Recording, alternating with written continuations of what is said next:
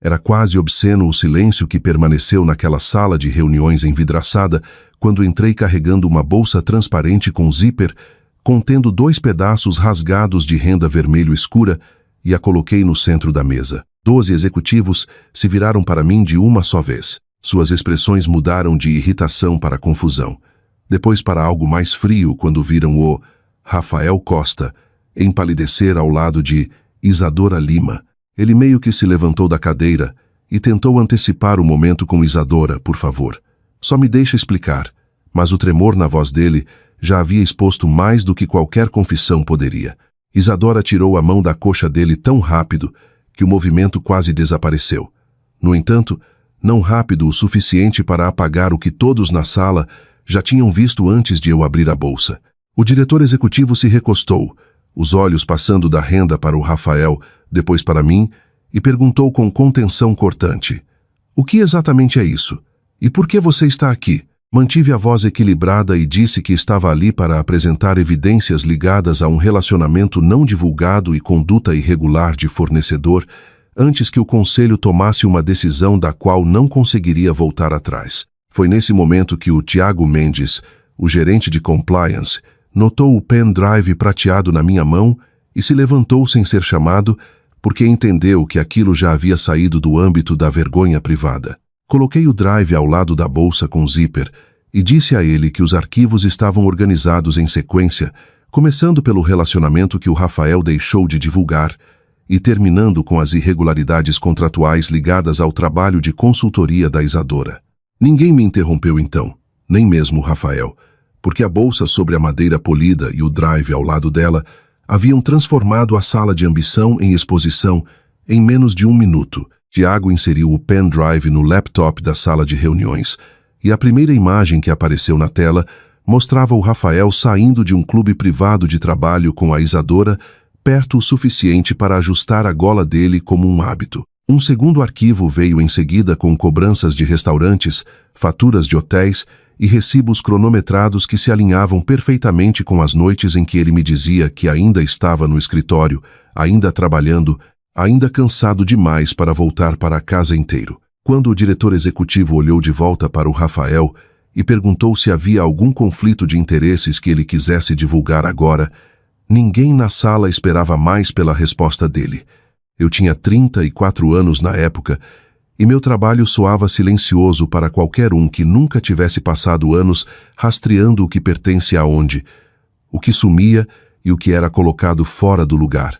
Eu era uma registradora sênior de coleções em um arquivo de imagens em movimento em Curitiba, e meus dias eram construídos em torno de procedência, cadeia de custódia, rótulos e discrepâncias que geralmente significavam mais do que pareciam à primeira vista. Foi por isso que a primeira irregularidade no meu casamento não pareceu dramática quando a vi, apenas afiada. Um endereço escrito à mão na agenda do Rafael Costa ao lado das palavras 9h30 revisão privada. Ele me disse que tinha uma verificação de rotina com o fornecedor, beijou minha bochecha, pegou as chaves e saiu com o ritmo de alguém que não esperava perguntas. Mais tarde, enquanto processava papéis de empréstimo no trabalho, verifiquei o calendário da empresa dele para aquele endereço porque a nota tinha ficado comigo e não havia nada ali. O espaço em branco me incomodou mais do que uma desculpa ruim teria, porque homens dizendo a verdade deixam rastros e mentiras, apagam os que deveriam existir.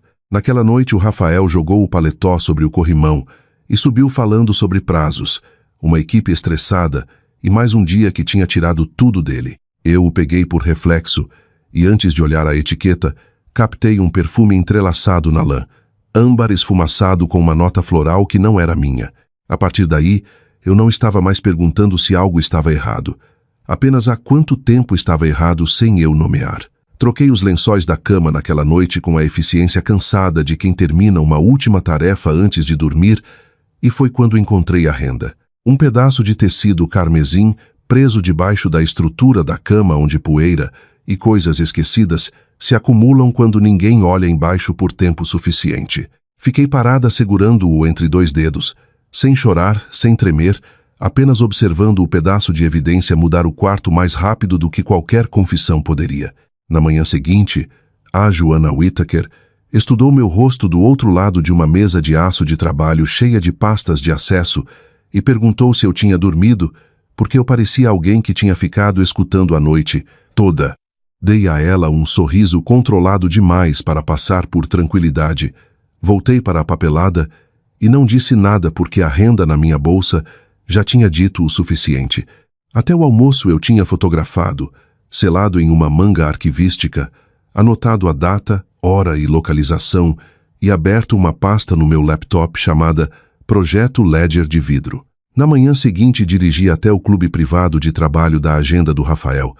Estacionei do outro lado da rua e esperei até meu pulso se acalmar em algo afiado o suficiente para confiar. Quando entrei, a recepcionista sorriu e eu perguntei se o Rafael Costa já estava lá em cima para sua reserva das 9h30. Ela verificou a tela, assentiu e me disse que ele estava em uma sala privada com a Isadora Lima, que foi a primeira confirmação que não veio de mim. Agradeci, peguei o elevador para cima e entrei em um corredor forrado com portas de vidro, fosco e carpete grosso que engolia todo o som antes que pudesse viajar. Não bati porque não estava ali para implorar, e a essa altura, a confirmação tinha se tornado mais útil para mim do que a emoção. 1 minuto depois a porta se abriu e o Rafael saiu ao lado da Isadora, perto o suficiente para que o ombro dela roçasse o braço dele antes de ela endireitar a gola dele. Levantei o celular e capturei 6 segundos limpos, depois várias fotos paradas, porque a facilidade entre eles já tinha ultrapassado qualquer explicação profissional que pudesse resgatar. O Rafael se inclinou na direção dela quando ela falou. A Isadora riu como se já pertencesse a todos os cantos privados da agenda dele e nenhum dos dois se deu ao trabalho de olhar ao redor. Vê-los passar por mim sem me ver confirmou o caso e a descuido deles me disse que isso não era um começo, apenas um hábito que eu tinha alcançado tarde. No caminho para casa, lembrei que o Rafael tinha mencionado uma consultora meses antes, alguém brilhante com fornecedores que supostamente sabia como salvar negociações difíceis. Ele tinha falado o nome dela só uma vez, mas ouvir Isadora Lima na recepção trouxe de volta com a precisão de um rótulo redescoberto na caixa certa. Quando decidi em casa, entendi que a mulher saindo daquela sala estava ligada a mais do que desejo e mais do que coincidência. Naquela noite acessei nossa conta conjunta depois que o Rafael mandou mensagem dizendo que estava preso em reuniões seguidas e poderia chegar tarde. Contas de restaurantes, cobranças de hotéis boutique, corridas de aplicativo depois da meia-noite e um jantar codificado como hospitalidade de fornecedor para apenas 2 pessoas se alinharam com as noites, em que ele alegava que o trabalho o mantinha longe. Abri cada item devagar, porque cada carimbo de data e hora começava a aprender as desculpas dele em algo mais firme do que memória e mais duro do que pedido de desculpas. Mais tarde, enquanto esvaziava os bolsos do paletó dele antes de dormir, encontrei um recibo estreito de uma boutique de fragrâncias dobrado 2 vezes atrás de um comprovante de estacionamento. A compra listava uma vela, colônia e o nome da cliente Isadora Lima, o que fez o perfume no paletó dele parar de parecer suspeito e começar a ler como algo totalmente exato. No dia seguinte levei o recibo à loja, pedi à atendente para confirmar o número da transação e saí depois que ela sorriu e disse que a Isadora compra para ele com frequência. Na manhã seguinte o Rafael saiu antes do amanhecer, amarrando os sapatos rápido demais, murmurando sobre revisões de fornecedores e fechando a porta da frente com a força de alguém que foge do escrutínio. Depois que ele foi embora, ajoelhei ao lado da cama procurando uma parte de brinco, alcancei a fenda estreita ao lado da mesinha de cabeceira e toquei renda de novo. Dessa vez, havia 2 pedaços rasgados, mais escuros que o primeiro, e torcidos juntos na poeira, o que deixou uma coisa imediatamente clara para mim. Isso era repetição. Segurei o tecido na palma da mão e entendi a diferença entre descobrir traição uma vez e descobrir que sua casa tinha sido usada tantas vezes a ponto de deixar camadas. O primeiro pedaço de renda poderia ter sido explicado por um mentiroso pensando rápido, mas 2 pedaços a mais escondidos mais fundo no quarto transformaram o hábito em fato. Selados em mangas arquivísticas separadas, rotulei a localização exata e os coloquei ao lado do primeiro pedaço porque frequência se torna prova quando a evidência continua se repetindo. De pé ali com 3 pedaços de renda na minha mesa, parei de ver o quarto como um casamento e comecei a vê-lo como um local documentado. Essa mudança alterou a hora seguinte porque uma vez que entendi que o Rafael e a Isadora tinham se tornado descuidados dentro das minhas paredes, entendi que tinham se tornado descuidados em outros lugares. Entrei no escritório de casa do Rafael, olhei para o arquivo fino embaixo das prateleiras e digitei nosso aniversário no teclado sem hesitar uma única vez. A trava liberou na primeira tentativa e dentro encontrei formulários de imposto, orçamentos impressos e uma pasta marcada Revisões de Outreach, na caligrafia cortada do Rafael ali. Abri na minha mesa e encontrei planilhas de comparação de fornecedores, tabelas de preços revisadas e uma carta lateral anexando a Isadora Lima ao projeto diretamente ali. O problema era visível antes de eu chegar à última página porque os números não se moviam como revisões comuns. Eles pulavam e enterravam margem dentro de linguagem vaga. Continuei lendo e encontrei itens de linha relabelados como facilitação de estratégia, produção, alinhamento e suporte de integração, amplos o suficiente para passar despercebidos em reuniões de aprovação final apressadas. Ao lado dessas tabelas estavam e-mails impressos entre o Rafael e a Isadora discutindo pressão do conselho e a necessidade de manter as revisões fora do processo padrão de revisão de compras interno. Não precisei de diploma em direito para entender para onde aquelas páginas apontavam porque taxas ocultas e um relacionamento escondido já estavam juntos ali. Meu celular vibrou enquanto eu ainda lia e a mensagem veio de um número desconhecido sem saudação. Apenas uma instrução. Verifique o apêndice com cuidado. Puxei o apêndice revisado de mídia de aprendizado da pasta, comparei os números linha por linha e vi onde o aumento real tinha sido enterrado ali. Então liguei para a Nina Caldwell e depois que li para ela os rótulos exatamente como apareciam nas páginas, ela me disse para não confrontar o Rafael ainda. A Nina me disse para preservar tudo, documentar como encontrei e separar o que pertencia aos arquivos de divórcio do que pertencia à revisão de compliance da empresa imediatamente. Naquela noite criei 4 pastas no meu laptop para o relacionamento, a linha do tempo de gastos, as evidências físicas e os documentos contratuais que tinha encontrado ali com cuidado. Quando o Rafael mandou mensagem que ainda estava no escritório preparando para o conselho, a localização dele estava no prédio da Isadora Lima. Então acrescentei mais um carimbo de data e hora em silêncio. Na manhã seguinte saí do elevador no andar executivo, sabendo que o Rafael acreditava que estava entrando na vitória mais limpa da carreira dele, não no momento em que tudo pararia. Através da parede de vidro eu já podia vê-lo na mesa longa, paletó abotoado, postura fácil, inclinando-se na direção da Isadora Lima com a confiança de um homem que achava que todo risco tinha sido contido. Ela estava sentada ali como se tivesse conquistado o lugar só pelo talento, uma mão descansando perto do caderno dele. Os dois usando aquela calma polida que as pessoas confundem com inocência quando o sucesso parece perto o suficiente para tocar. Quando o conselho se acomodou, o Rafael já tinha arrumado o rosto na versão dele que os executivos confiavam. Focado, composto, cuidadoso com a linguagem, ambicioso sem parecer imprudente, a Isadora tinha o deck de apresentação aberto, blocos de anotações alinhados, e o tipo de quietude que só vem de acreditar que a sala já é sua.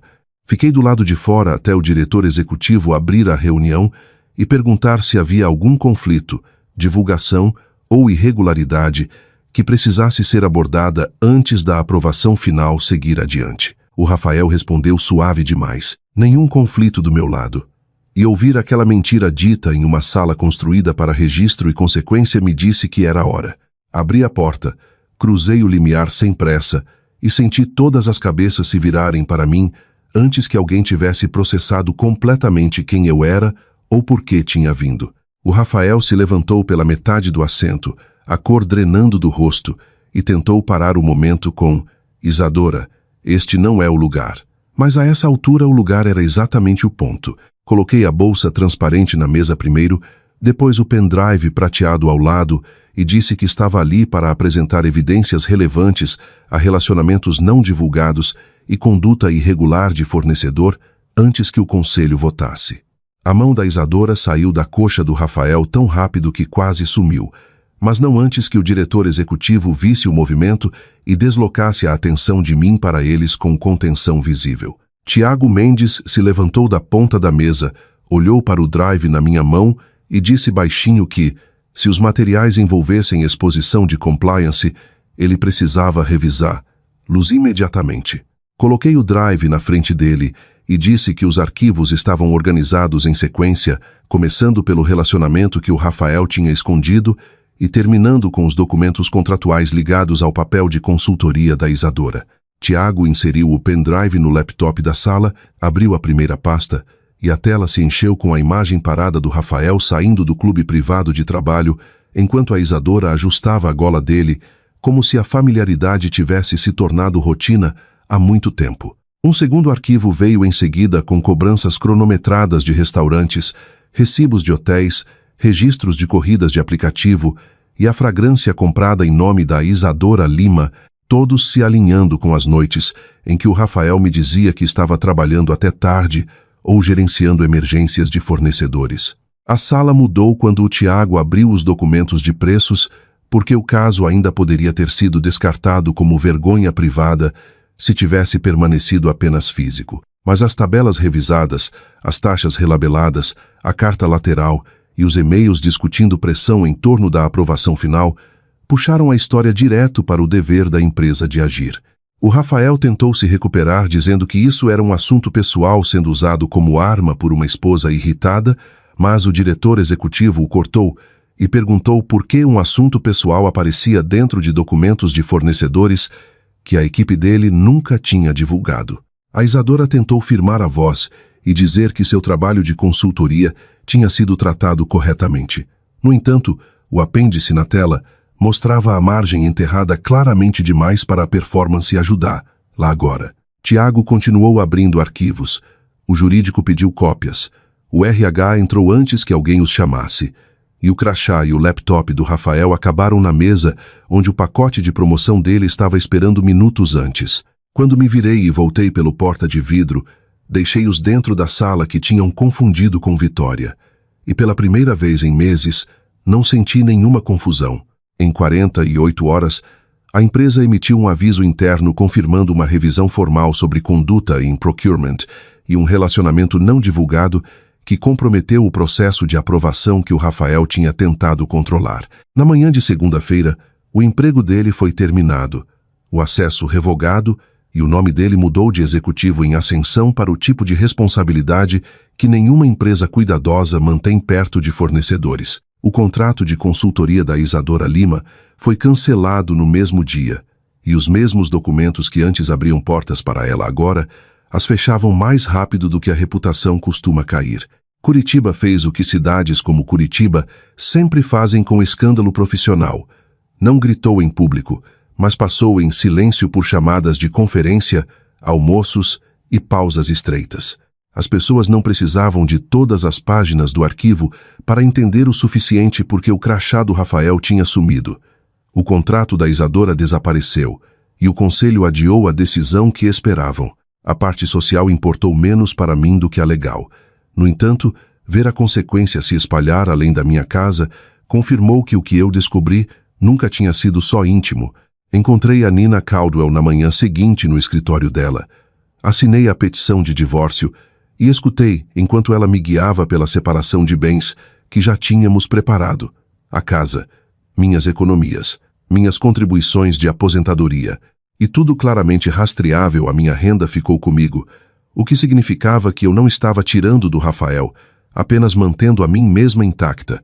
Quando ele apareceu do lado de fora do escritório dela mais tarde com olhos ocos e perguntou: "Isadora, por favor, podemos consertar isso?" Ouvi um estranho pedindo acesso, não um marido pedindo graça. Disse a ele não sem levantar a voz porque os registros, os recibos, os arquivos e as mentiras já tinham terminado todos os argumentos muito antes de ele chegar. Ele ficou ali tentando parecer arrasado o suficiente para merecer misericórdia, mas a única coisa que reconheci foi pânico agora que as consequências o tinham alcançado pessoalmente. Deixei-o ali, vendi a casa semanas depois, aceitei uma posição em Florianópolis e embalei apenas o que ainda parecia meu quando o nome dele foi removido. Santa Catarina me deu uma casa menor, manhãs mais limpas e um ritmo que nunca me pediu para explicar por que a paz parecia estranha antes de começar a parecer conquistada. Adotei um cachorro resgatado mais velho. Construí uma vida que se mantinha firme sem performance e entendi que cura não era suavidade, mas o retorno da autoridade sobre meus próprios dias. Da última vez que o Rafael ligou e disse que tinha perdido tudo, olhei para a luz seca da tarde e respondi: você começou a perder quando acreditou que a verdade podia ser gerenciada. Se você ficou comigo até aqui, obrigado por ouvir uma história que começou em ruína e terminou onde a paz finalmente pareceu mais forte que a dor. Se alguma parte pareceu familiar, fique perto e compartilhe sua voz abaixo. Espero que você encontre o tipo de amor que não deixa nada para recuperar.